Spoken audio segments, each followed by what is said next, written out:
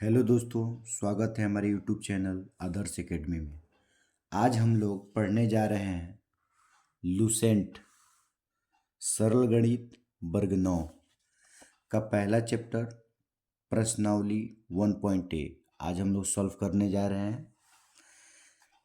नीचे दिए गए कथन सत्य है अथवा असत्य है, कारण के साथ उत्तर दें। पहला प्रश्न है, प्रत्येक परिमेय संख्या एक वास्तविक संख्या होती है। तो इसका राइट आंसर होगा पहला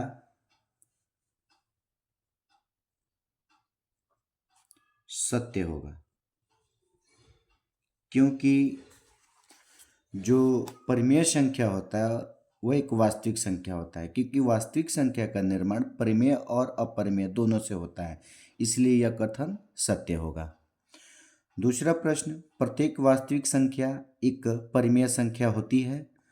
तो परिमेय संख्या तो वास्तविक होती है, लेकिन वास्तविक संख्या परिमेय नहीं होती है, क्योंकि वास्तविक संख्या से कॉम्प्लेक्स नंबर सम्मिश्र संख्या का निर्माण होता है, इसलिए इसका राइट आंसर होगा असत्य। दूसरे का होगा असत्य, यहाँ पे असत्य। ठीक है दोस्तों, बात करेंगे तीसरे प्रश्न की। प्रत्येक अपरिमेय संख्या का वर्ग एक परिमेय संख्या होती है। अपरिमेय संख्या का वर्ग एक परिमेय संख्या।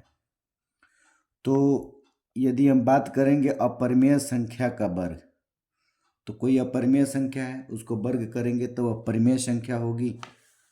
तो जैसे अपरिमेय संख्या रूट दो ले लेंगे, अपरिमेय संख्या को वर्ग करेंगे तो यह परिमेय संख्या इसका हो जाएगा 2, यानी कि यह परिमेय हो जाएगा। फिर बात करेंगे हम लोग 1.√2, इसका यदि हम वर्ग करते हैं तो 1/2 कब करेंगे तो ये 2 हो जाएगा, यानी परिमेय हो जाएगी। तो इसका राइट आंसर होगा सत्य। तीसरा हो जाएगा सत्य हो जाएगा। फिर चौथे की बात होगी, चौथे प्रश्न की। शून्य न ही परिमेय है और न ही अपरिमेय, यह कथन सत्य है या असत्य है? भाई शून्य परिमेय है, अपरिमेय नहीं है, तो यहाँ पर यह कथन असत्य हो जाएगी, असत्य। बात करेंगे दोस्तों पांचवें प्रश्न के बारे में। अपरिमेय संख्या का दशमलव प्रसार, अपरिमेय संख्या का दशमलव प्रसार अनवसानी अनावर्ती होता है। हाँ भैया, यह अशांत होता है, तो यह कथन सत्य है। अब छठवें प्रश्न के बारे में बात होगी।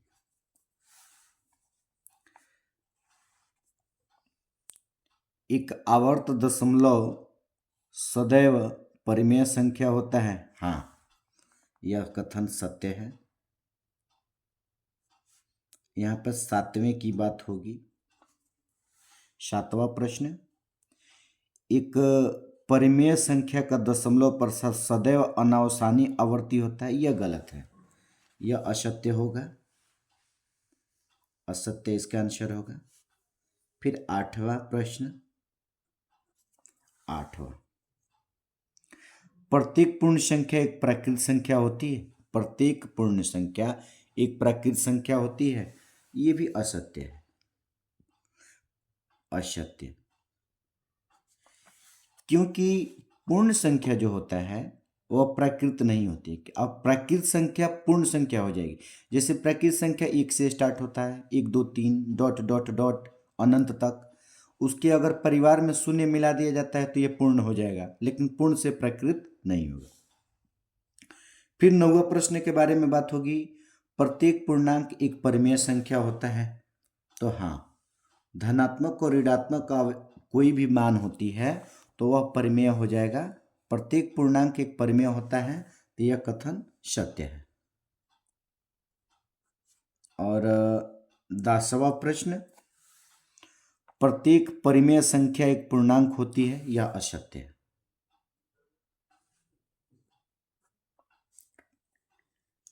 तो दोस्तों, आपने देखा कि पहला प्रश्न का 10 तक हल कर दिया गया है। अब हम अगले वीडियो में प्रश्न संख्या 2 को हल करेंगे, फिर 3 को हल करेंगे।